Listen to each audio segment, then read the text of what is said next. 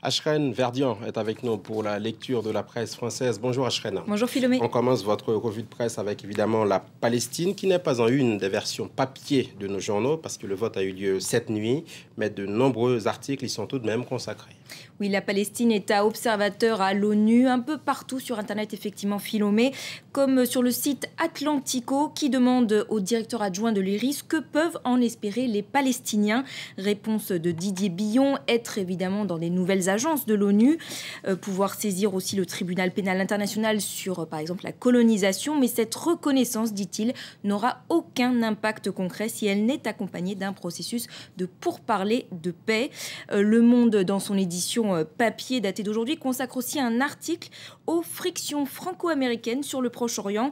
Sur le cas palestinien, l'annonce de François Hollande que la France voterait oui avait pour objectif, selon Nathalie Nougueret qui écrit donc l'article, de convaincre l'administration Obama de bouger rapidement sur le Proche-Orient, laissé en déshérence, dit-elle, depuis des années par l'administration Obama, mais en vain car côté américain, on a estimé qu'il ne fallait rien faire avant les législatives israéliennes de janvier 2013 ni avant le renouvellement de l'administration à Washington. Donc ce dossier de la Palestine s'ajoute aux récents désaccords franco-américains aussi sur la Syrie, on s'en rappelle, avec la reconnaissance par Paris de la coalition nationale syrienne qui avait été jugée en fait prématurée par l'administration Obama. La diplomatie Hollande semble être à la recherche des accents de l'époque Mitterrand, dit Nathalie Nougueret, mais le suivi américain reste indispensable. Et enfin, sur ce dossier, Philomé, voir le reportage du Figaro à Ramallah, où la population s'était réunie pour suivre le résultat de ce vote à l'ONU. Une population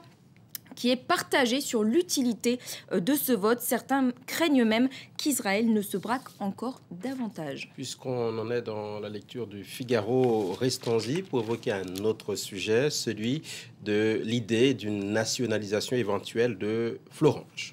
Oui, le Figaro y consacre sa une ce matin avec ce titre « Florange, le projet de nationalisation fait des vagues ». Pour Gaëtan de Capelle, ce projet est, je cite, une sottise en acier trempé. Arnaud Montebourg s'essaye à démontrer, dit-il, que depuis le 3e étage de Bercy, on peut encore infléchir le cours de la mondialisation. Une éventuelle nationalisation de Florange, selon lui, serait un désastre pour l'image de la France. Même son de cloche du côté des Échos ce matin qui consacre également leur une. Édito également très remonté de Nicolas Barré qui enchérit, je cite, « Dans nos vieux pays de droit, on n'exproprie pas parce que tel est le bon plaisir du prince. Cette folie collective, dit-il, nous fait perdre la raison et piétiner nos valeurs. » L'humanité, de son côté, ce matin, demande au gouvernement d'être encore plus ferme sur le sujet face aux critiques de Laurence Parisot, la présidente du MEDEF, qui a jugé scandaleux le projet d'expropriation de Mittal. Et enfin, voir cet article de Huffington Post, selon un sondage Tilder LCI Opinion Way, apparemment près de 6 Français sur 10, Philomé, se disent favorables à une nationalisation temporaire, en tout cas du site de Florange, et saluent l'action d'Arnaud Montebourg pour tenter en tout cas de débloquer cette situation. Voilà pour Florange. Libération, de son côté, fait un dossier spécial sur le marché de l'immobilier. Oui, un marché bloqué, c'est la une de Libération ce matin, qui consacre effectivement un dossier au marasme, dit-il, qui touche le secteur entre des acheteurs frileux qui attendent en fait que les prix du mètre carré baissent et des vendeurs qui refusent de leur côté de baisser leur prix. Résultat, une baisse vertigineuse des transactions immobilières. L'immobilier, je cite ici le journal, paye ses excès du passé. Apparemment, moins 20%, c'est la baisse moyenne du nombre de ventes enregistrées par exemple à Paris en Île-de-France entre juin et septembre 2012 par rapport à l'année précédente.